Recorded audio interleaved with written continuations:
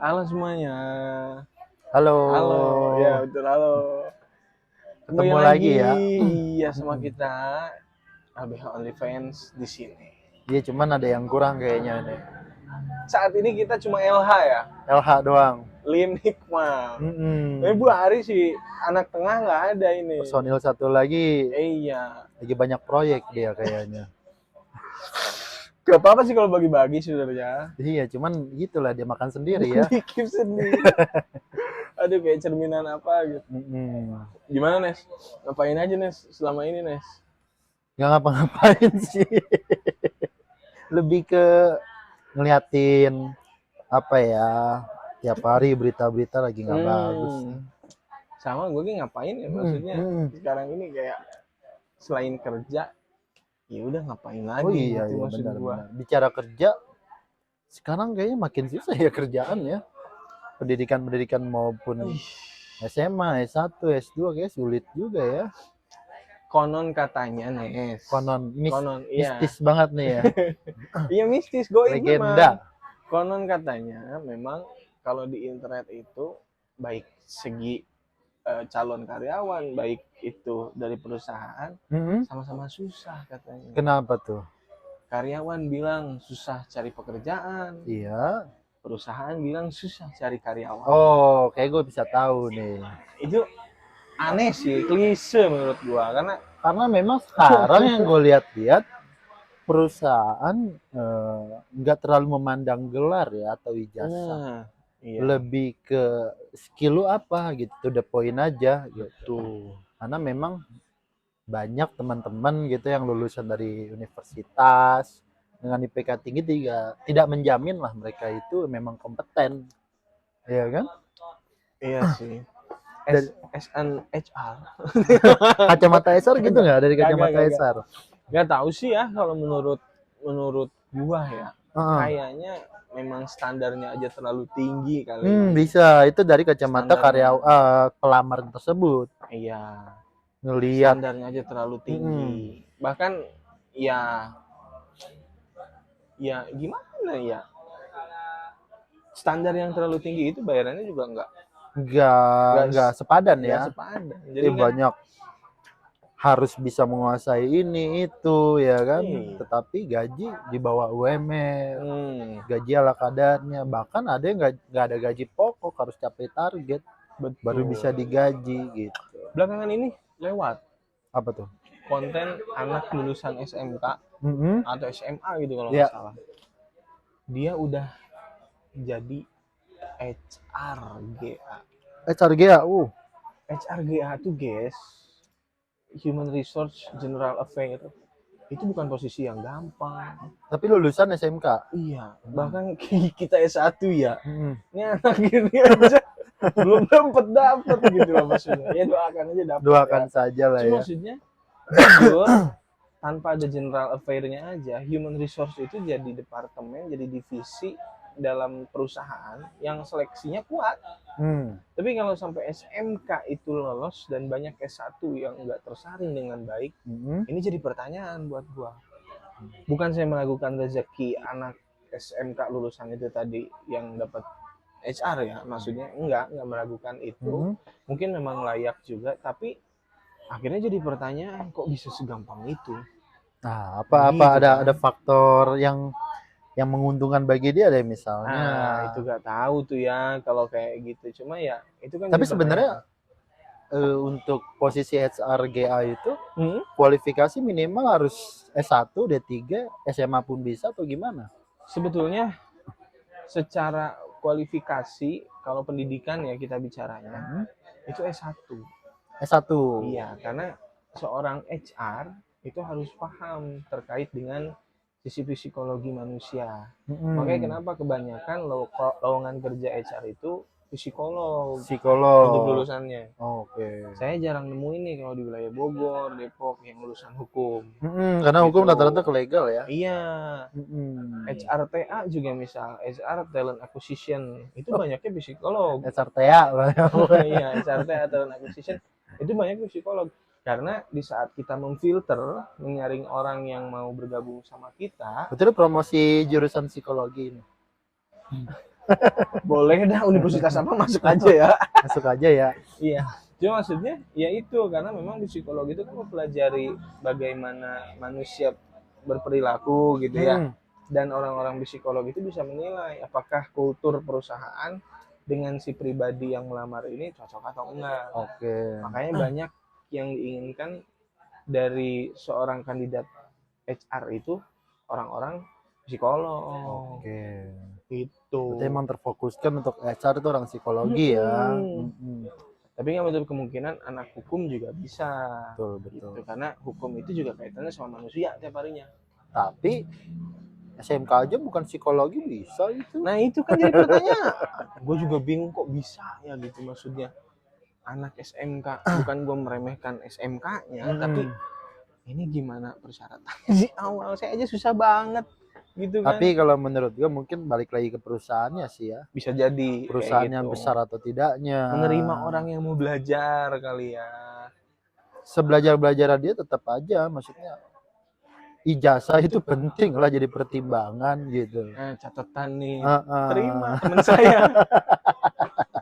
Ya kan udah capek-capek kuliah kan kalau nggak dihargain kan kesel juga kan. Betul. Nah, soalnya datanya tuh cukup banyak sih di generasi sekarang ya.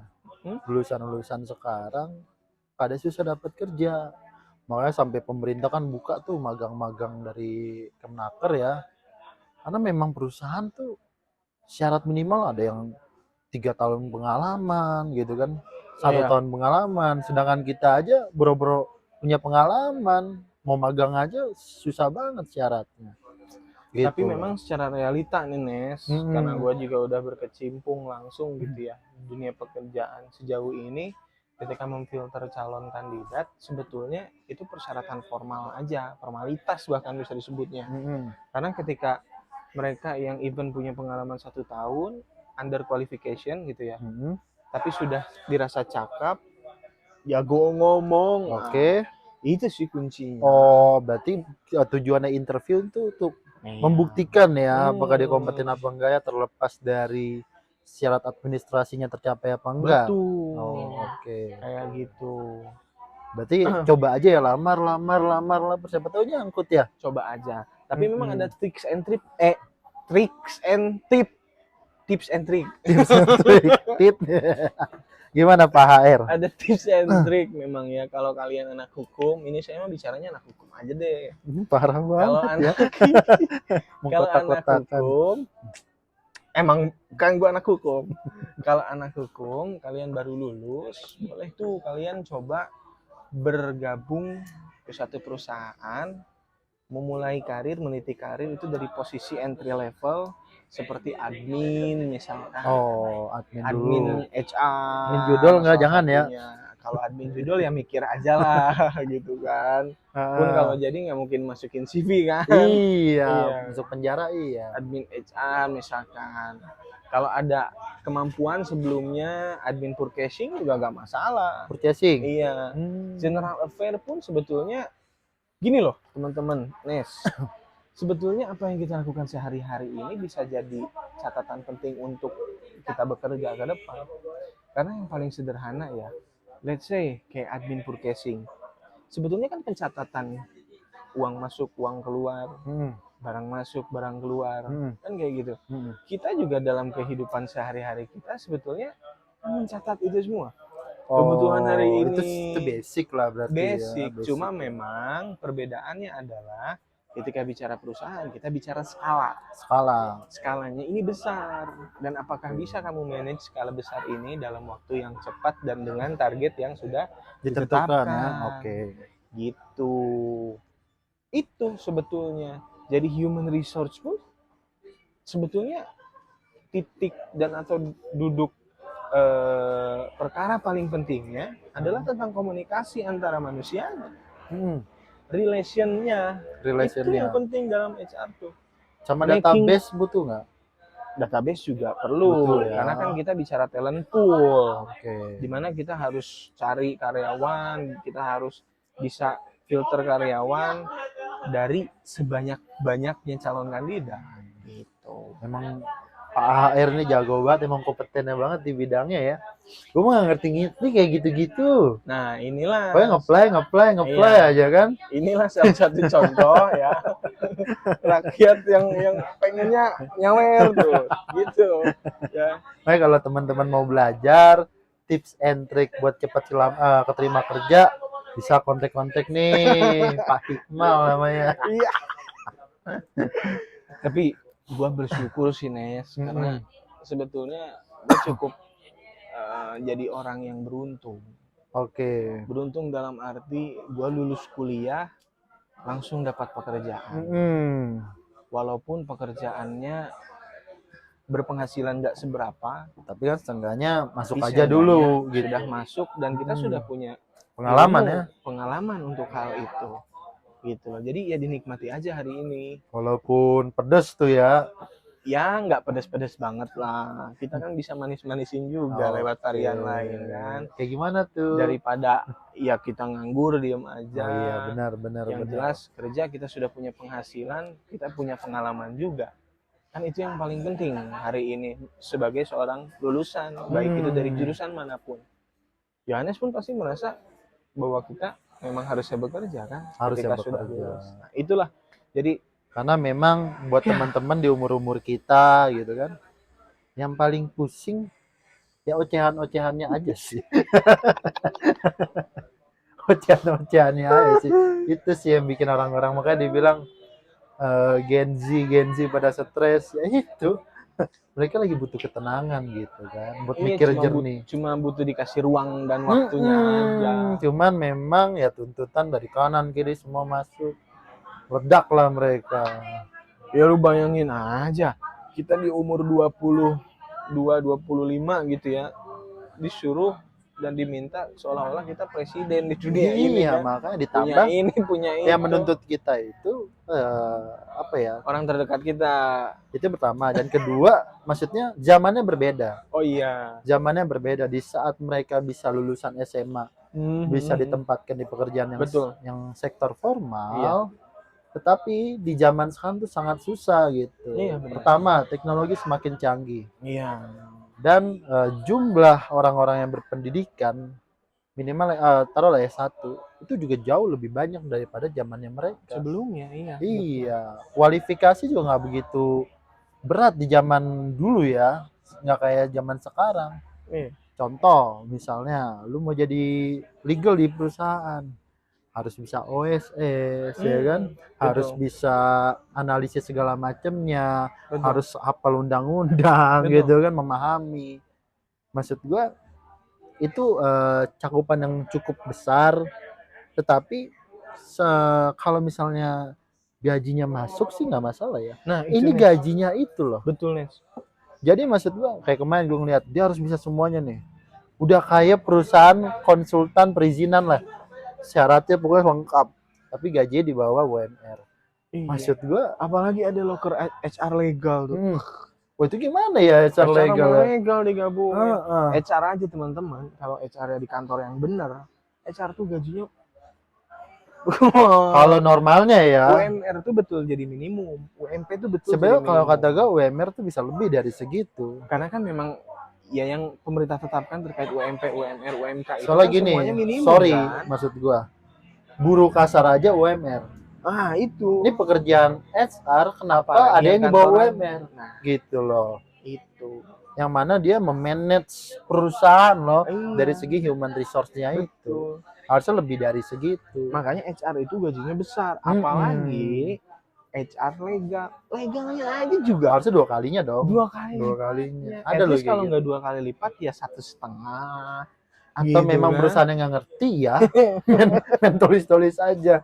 Job desk berubah semua. Karena HR dan legal itu berbeda ya. Memang satu kaitan ya, cuma ruang yang berbeda gitu loh dalam pengelolaannya. HR tentang manusianya, legal tentang aturannya. Mungkin dia nyari anak hukum kali satu, HR juga, legal juga udah masukin aja gitu.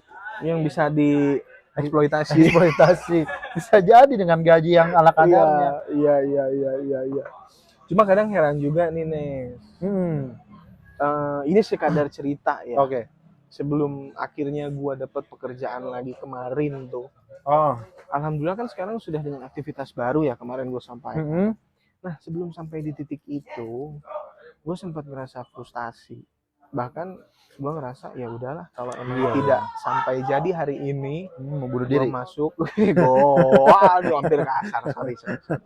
Emang kelepasan ini orang, bener-bener. Udah galau banget kan itu, udah di ujung banget curhatnya Iya, gua. memang di ujung gitu kan, tapi seujung-ujungnya saya nggak kepikiran lah sampai mengorbankan nyawa ya Yohanes Yalim gitu.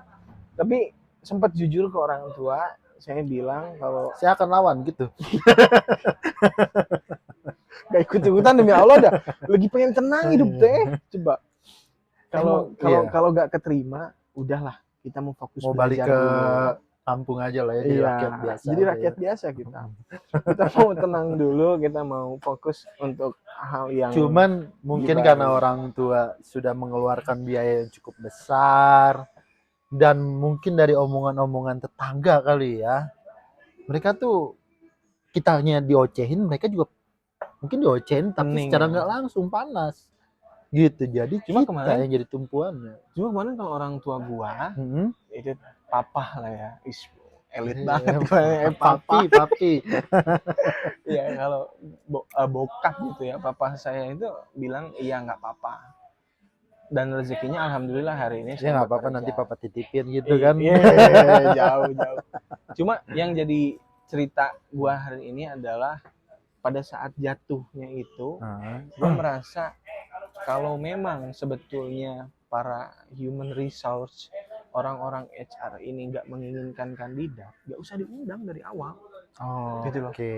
Ngerti nggak? Maksudnya gini loh, saya itu mengikuti tahapan yang panjang, dari mulai tes psikotes secara online, kemudian undangan interview 1 kali, offline, undangan lagi, interview lagi, dan pada akhirnya itu nggak membuahkan hasil.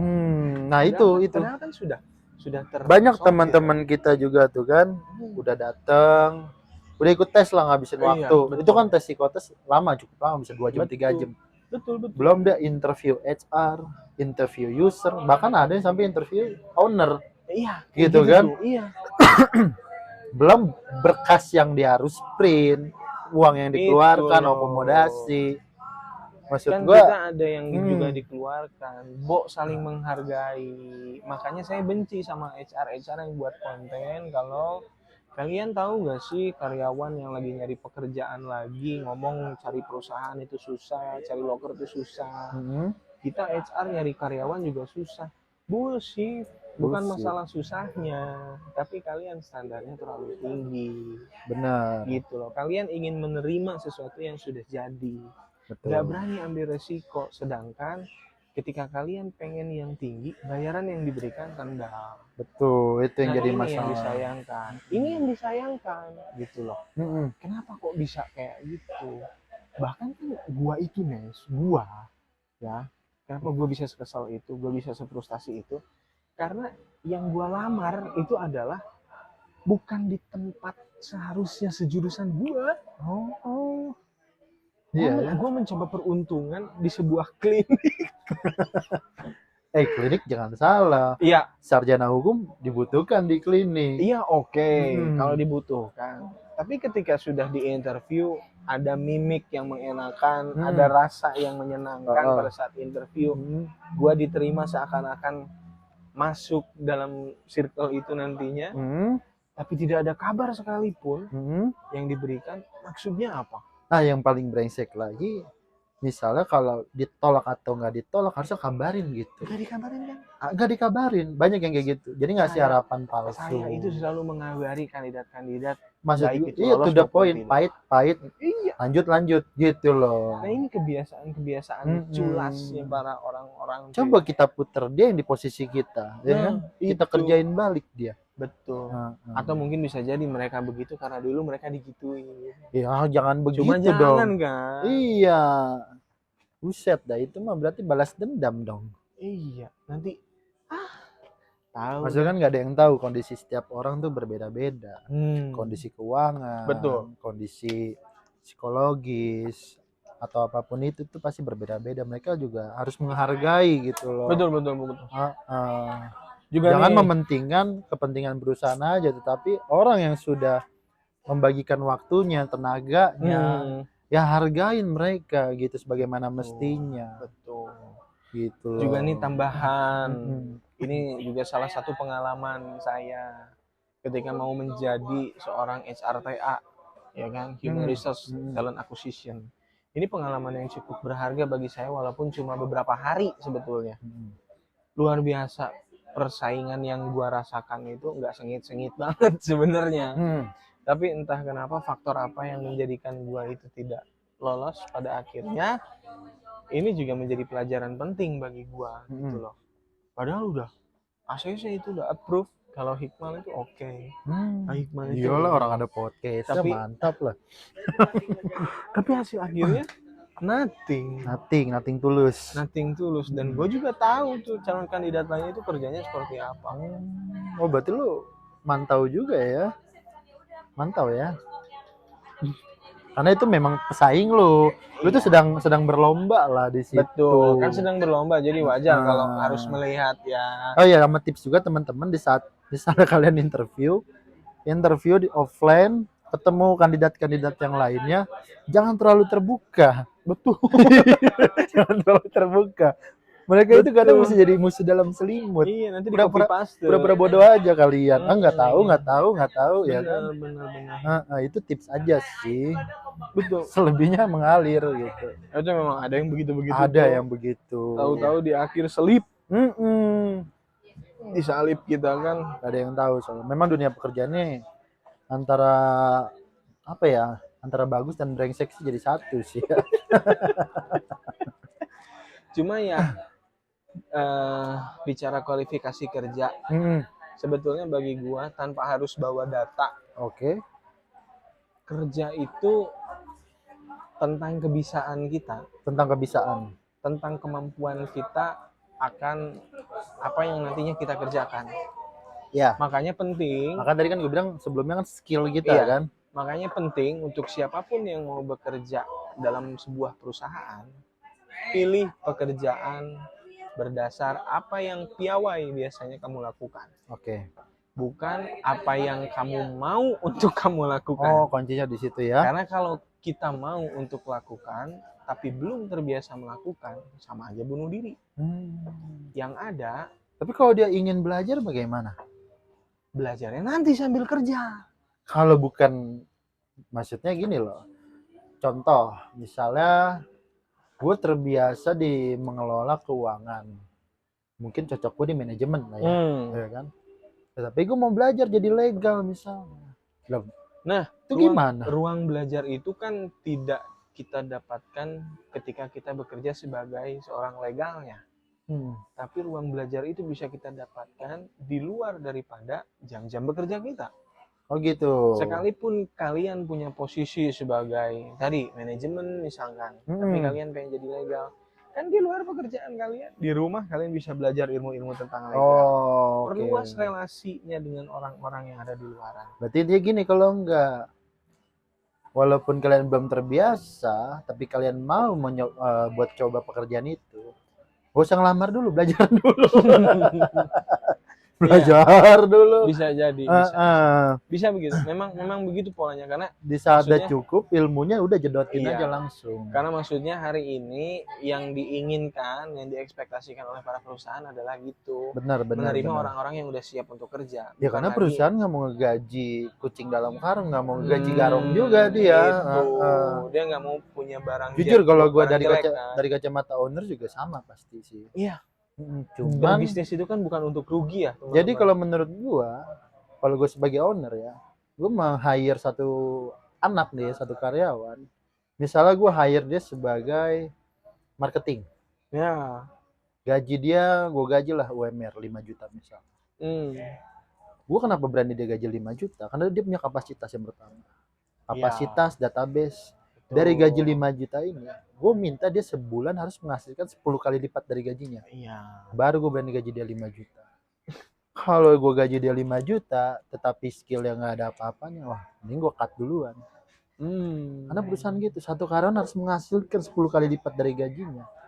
Makanya susah banget gitu. Ya, itulah perhitungan Cina memang akurat ya. Dengan Cina akurat. Kalau nggak begitu kan gimana ya, Wak? Tapi itu kisah nyata bahwa Pahitnya. prinsipnya memang perusahaan itu nggak mau rugi. Nggak mau rugi. Itu wajar. Wajar kok. Di kalian juga kalau jadi bos nggak mau Ya lah rugi. iyalah. Masa mau buang-buang duit sebanyak apapun duit gue nggak mau begitu mah. Dikata gue dermawan apa? Nah, makanya. Dermawan juga beda lagi kan. Sekarang aja nggak ada yang dermawan, perusahaan CSR aja dibuat buat mainin pajak. Itu makanya kan. Iya. Jadi jujur-jujuran aja kita. Mau nah, gimana? Perbanyaklah kemampuan kalian, pertajam lagi. Betul. Kayak gitu. Ruangnya bukan kalian tunggu, tapi kalian kejar. Dan kalau bisa ya, kalau bisa lah ya, jangan kita bekerja, ciptakan lapangan kerja gitu. Nah, itu kalau sih, kalau bisa. Itu sih apa ya? Keinginan gue suatu saat gue menciptakan lapangan kerja. Amin. Karena gue udah terlalu sakit hati lah dengan interview. Gue ciptain aja sekalian. Iya sih. Emang gitulah, nggak tahu ya di Indonesia dong apa di beberapa negara di luar apa sama. Cuman ya karena kita tinggal di Indonesia, yang gue rasakan yang kita lihat seperti gitu ya, itu. Yang kita rasakan, yang kita lihat kayak gitu. Mungkin itu sih Mal paling ya. Iya, makanya curhatnya kita hari ini tentang ya pekerjaan ya. Pekerjaan, kualifikasinya juga karena rancu aja gitu. Betul. Ada kasusnya kan tadi gitu, SMK tiba-tiba jadi HR. Betul, sedangkan lulusan S1 aja jadi sama banyak kasus yang gue dapetin tuh. Apa tuh? Kayak misalnya orang sedang bekerja, tetapi di dalam kontraknya itu memberikan penalti di saat dia keluar gitu. Di saat dia keluar penaltinya itu bisa 10 kali gajinya. Jadi trauma saya. Iya, serius loh. Banyak loh yang yang nanya-nanyain gua, "Bang, gua kerja di sini. Gua sakit-sakitan mulu, gua mau keluar. Tapi gua dikontrak." Gua nanya sama HR gua, "Di kontrak lu kan 10 kali gaji, lu kalau mau bayar. Ijazah gua ditahan, gimana ya, Bang?" gitu. Cluenya untuk kalian yang punya perusahaan begitu ya. Cluenya adalah setiap aturan tidak mungkin tidak punya celah. Betul. Untuk dimanfaatkan. Betul. Jadi pikirkan. Ada lucu lagi lah. Apa tuh? Cerita ijazahnya ditahan nih memang. Mungkin yang dia butuhin ijazah ya. Kalau nggak dibayar penalti. Dia buat laporan kehilangan kepolisian, dia print lagi ijazah. Keren. Itu kan memanfaatkan celah. Itu bisa ditiru, betul. Nggak tahu ya bisa ditiru apa enggak, tapi ada yang kayak gitu. Dia buat laporan ke polisi. Ya, lu jangan bongkar harusnya. Jadi nanti banyak yang tahu. Perusahaan nggak tahan ijazah lagi nanti. Jadi ijazah bisa di print gitu loh. Tapi itu suatu kiat-kiat kisi-kisi ya, berarti betul. Selalu ada celah kok dalam. Dan memang kan sebenarnya penahanan ijazah itu di dalam perusahaan buat apa juga gitu. Nggak boleh juga. Nggak boleh juga kan di aturan Kemenakernya. Kan? Even penalti pun sebetulnya tidak boleh. Kecuali kalau penaltinya memberatkan sebelah pihak itu bisa dapat dibatalkan, itu kita bisa gugat juga dan bisa kita laporkan ke Dinas Ketenagakerjaan daerah tersebut. Itu juga kalau dinasnya ngedengerin. Makanya ke gua aja konsultasinya. Gue gedor-gedor kan. Boleh. Nanti di bio ditulis ya nomor telepon. Konsultasi. Karyawan yang galau misalnya. Iya, ini begitulah. Jadi memang secara kualifikasi sebetulnya kita udah cukup mumpuni. Kalau belum mumpuni ya dicari lagi ruangnya. Kalau menurut gua ya sekarang jangan terlalu banyak teori lah. Lu beraniin diri buat ngomong. Gitu. Beraniin diri ya intinya untuk belajar lagi. Betul. Tapi maksud gue lu percuma lu baca buku, baca teori, tapi di saat lu ketemu orang, lu gelagapan, ketemu klien, teknisnya nggak begitu ketemu paham. bos-bosan, lu gelagapan ya buat apa? Betul. Gitu. Makanya seimbangkan antara teori dengan teknik. Betul, itu yang paling penting. Iya. Dan itulah mungkin ya terkait dengan perbincangan simple hari ini. Ntar ke depannya gue pengen bahas ini sih. Apa tuh? Tindak pidana korupsi. Udah berat lagi. Baru aja nyantai ya. Ya kalau nggak tindak pidana korupsi LGBTQ. Iya. Karena ada tuh yang minta tuh di komen. Oh iya. Lim. Oh, udah Jadi ada kita bisa yang bahas minta nih. itu. Udah ada yang minta nih. Betul. Terima kasih buat siapa yang Oke. komen tuh. Thank you. Ntar Ya, coba kita jadi, bedah ya LGBT ya. Nanti anggota kita yang khusus on LGBTQ itu kan nanti hadir juga. Iya, ini spesialisnya ya. Maksudnya bukan dia LGBT kan. Bukan dia tapi pemeran utamanya ya. Iya, dia Tapi paham lah spesialis dunia itu pakarnya ya di Iya, bidangnya. pakarnya. Sambil gitu, Baik. dia paham lah, paham. Oke. Dan ya itulah obrolan kita hari ini kayaknya. Bim, ya. Mungkin kedepannya lebih seru lagi sih. Jadi tungguin aja teman-teman. Betul. Pantau terus ya. Itu. Jangan lupa di apa? Di subscribe, Di di like, like, di follow, komen, dikasih IG-nya, lonceng biar bunyi. dikasih lonceng biar bunyi. Dan sekian video hari ini. Oke. Sampai bertemu di video selanjutnya bersama kami LBH OnlyFans. Thank you. Dadah.